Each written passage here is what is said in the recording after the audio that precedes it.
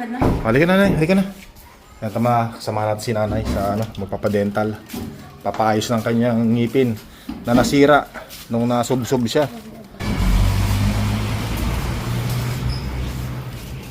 O yan, Nay. Ingat ka, Nay, ha.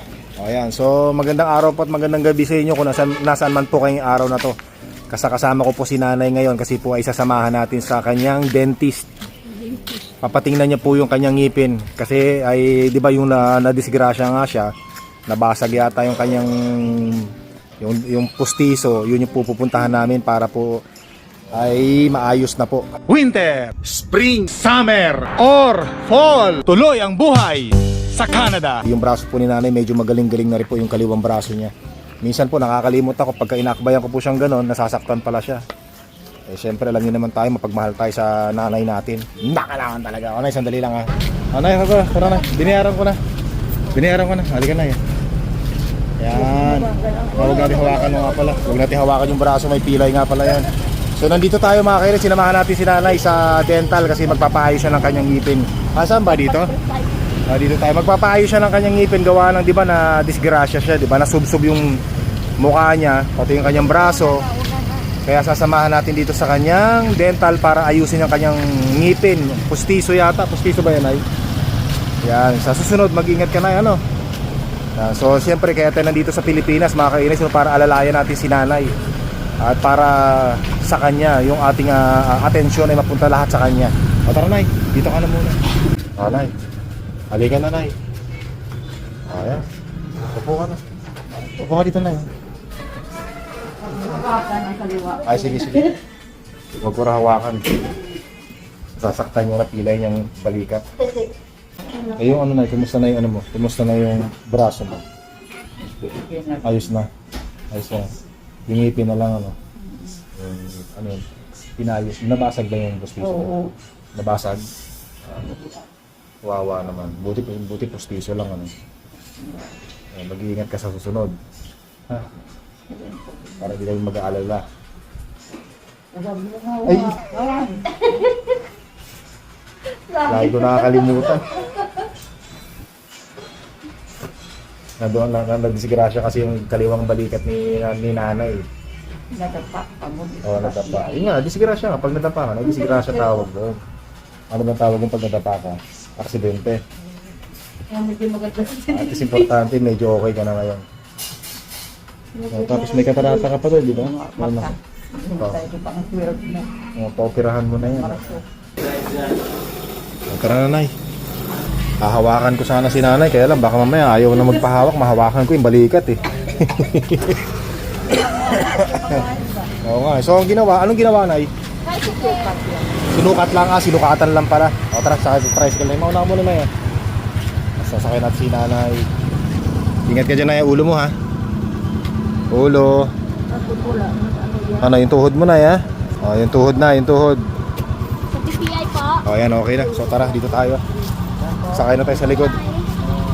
Ay, naku, napakasarap sumakay sa likod ng sasakyan ng tricycle, mga kainads, ano? Ayos. Naka-Melinda na ito. Yan.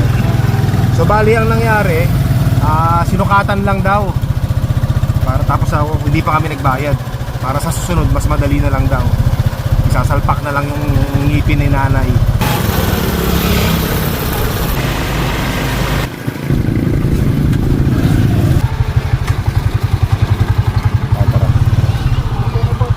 So nandito na tayo sa bahay, mga kainis. Alalayan ko muna si Nanay. Alalayan muna natin. Pero hindi ko muna hahawakan kasi baka pag ginawakan natin mas lalong madisgrasya. Hawak na. Sige. Ang ulo ko. Ang ulo mo, Nay. Nay, ulo, ha. Yung ulo. Sige, kapit. Yan, nako po. Pag tayo'y tumanda na, ganyan din tayo, mga kainags, ano. Kapit ka, Nay, ha. Yan. Salamat po. Tapos may pupuntahan pa tayo ngayon, mga kainags, ano? Kasama naman si Mr. Engineer. Ingat ka, Nay, ha. Yan. Sige, Nay, dandahan, Nay. Baka maano ka dyan, yung mga bato-bato, ha. Baka matisod ka dyan. Sandali na, hintayin mo ka, Nay. Baka matisod ka dyan. Sandali, Nay. Hintayin nyo ako. So mga kainags, naalala ko nga pala, naikwento ko na rin sa inyo dati, noong mga 1980, 81, 82, 83. Ako po yung hinahawakan ni Nanay noon pagka sinasama niya akong mangungutang siya. Yan. Naalala mo yun ay, pag mangungutang ka sa mga kutitcher mo, sinasama mo ako nun, di ba? Tapos hinahawakan mo ako nun kasi baka mawala ako nung bata ako ngayon. Noon. Pero ngayon, iba na ang sitwasyon, mga kainags, ano? Si nanay pa rin nakahawak sa akin hanggang ngayon. Akin nga din eh. Di ako naman na nakahawak kay nanay ngayon, sinusuportahan natin siya. Ang alin?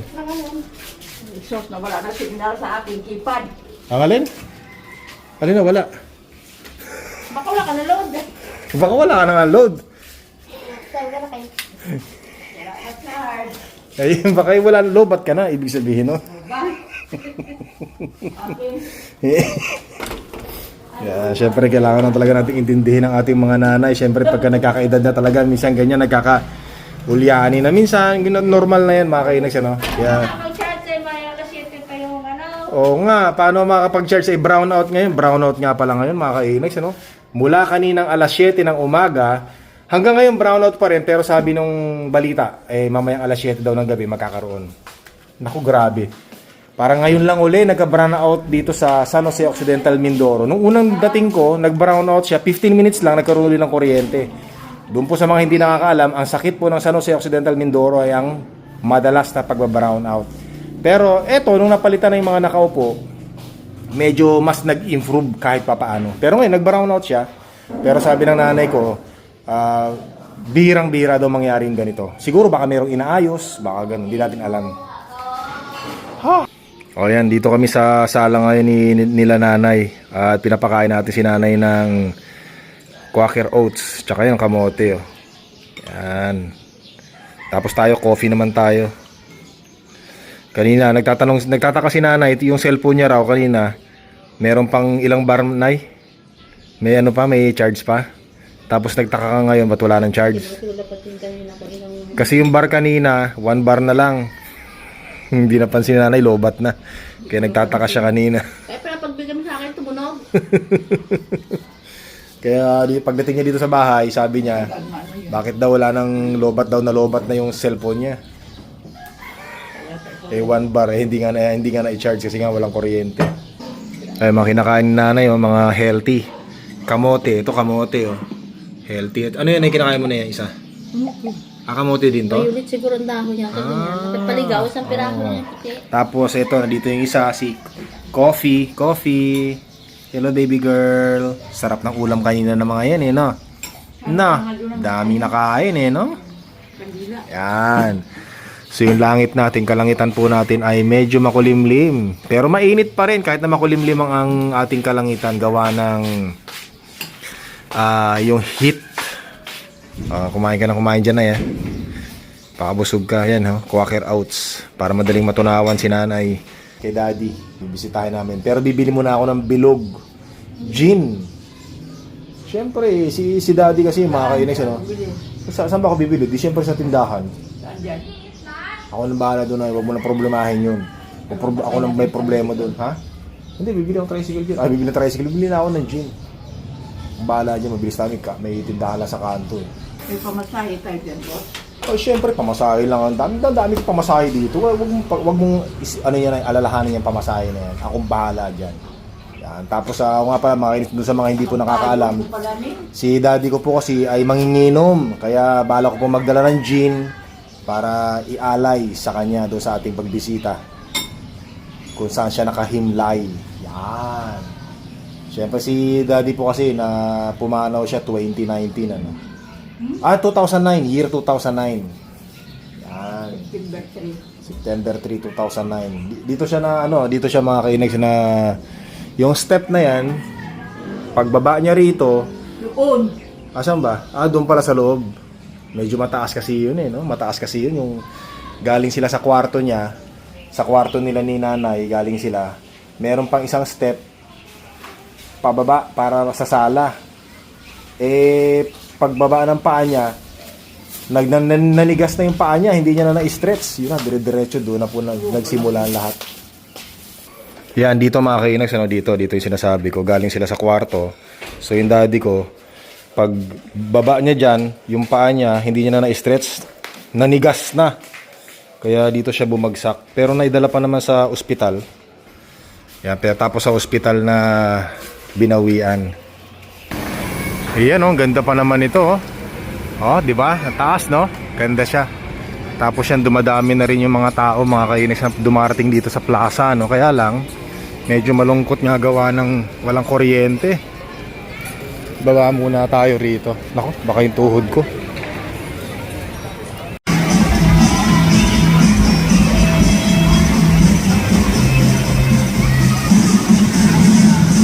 O, daan ko kayo rito, no? Ito yung sinasabi ko sa inyo na walang ilaw. O, marami mga batang gustong maglaro.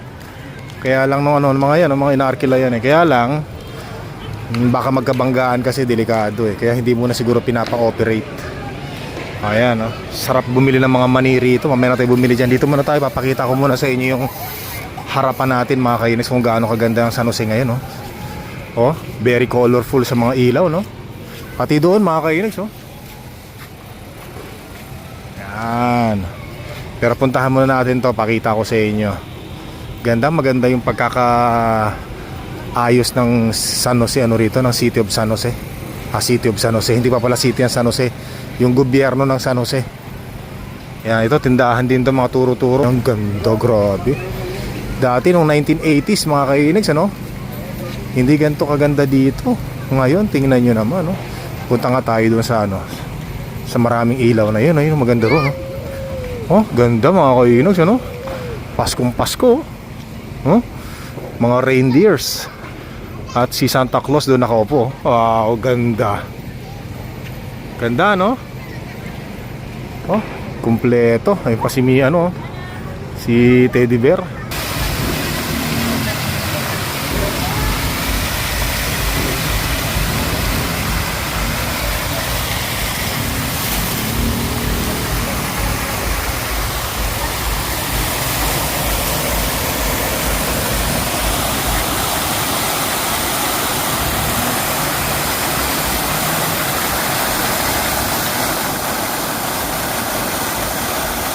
Punta tayo doon sa ano, sa night market, mga kainags, ano. Mabuti na lang merong flash yung ating, may ilaw yung ating cellphone, kaya kitang-kita niyo yung mukha kong napakagwapo, mga kainags, ano. Baka may makarinig sa atin dito eh. Hindi maniwala, mga kainags. Kaya dito tayo. Ayan, doon tayo sa may night market. O yan, oh, mga kainags, ano. Ito ang night market. Yung iba merong ilaw, pero kung mapapansin nyo, madilim pa rin yan. Hindi yan ano, wala talagang ilaw, brownout eh. Yung iba, meron lang ilaw. Pero parang alam niyo yung mga discharge yan, naubos yung battery, mamamatay din. Yung ganon. Yo, madilim, medyo madilim kung mapapansin nyo, no? Pero marami pa rin tao, marami ng tao, mga kainags, oh. Dami ng tao eh, no? Dito tayo sa, oh. Marami nang pumupunta kasi masaya talagang pumunta rito eh. O, kaya lang tingnan ko napapansin yung ibang mga tindahan, walang ilaw. O yan, no? Oh, diba? Hanggang ngayon wala pa ring ilaw, ano? Pero ang dami ng tao. Oh. Ang sarap mamili ito, wala pa ring ilaw yung dito. Yan. Kaya sarap sana kung merong ilaw eh, no? Tapos bibili tayo ng mga street foods dito. Naku po, napakasarap, ano? Pero next time pag may ilaw, babalik tayo dito, mga kainags, ano? Huwag muna ngayon para kasi baka hindi nyo ma-appreciate eh. Yeah, so bumili tayo ng tupig, mga kainags, pati suman, ano, dyan. Kasi gusto ko to, paborito ko to, no? Tapos sa bibingka. Tambay tayo doon, tapos kumain tayo. Mabuti na lang, may harang na rito. Hindi na tayo mahirapan tumawid. O, di ba, wala nang tricycle dito, wala nang dumadaan dito, mga kainags. Tatambay lang ako doon, uupo lang ako doon. Tapos habang nakaupo tayo, kumakain tayo nito. Nako, tingnan nyo, mga kainags. So, yan, no? Napakasarap yung tirada natin mamaya. Teka muna, tingnan ko muna yung dinadaanan ko. Baka matalisod ako. Sayang naman, baka sabihin ng dalawang chika babes na katabi natin eh, napakagwapo, tapos sa dapa. Lakas ng arrive eh, no? Bihira.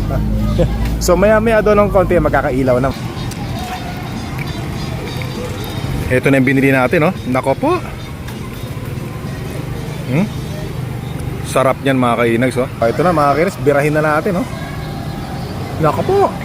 Napakasarap, tapos habang ang harapan natin ay ganyan, no? Habang kumakain ng suman. Sarap. Ito yung gusto ko sa Pilipinas, eh, no? Mura mga bilihin, masasarap, ah. Ganda palang paligid na yun. Uy, mukhang nagkaroon na ng ilaw ah. Kung napapansin nyo, yung taas may ilaw na mga kainag. So mukhang meron ng ilaw ano. Aba.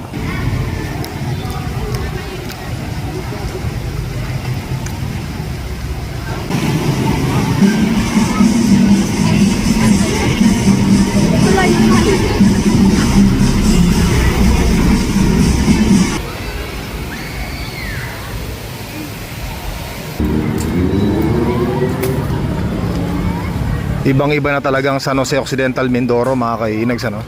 Napakalinis na. Meron man lang tayo nakikita mga pira-piraso na lang ano.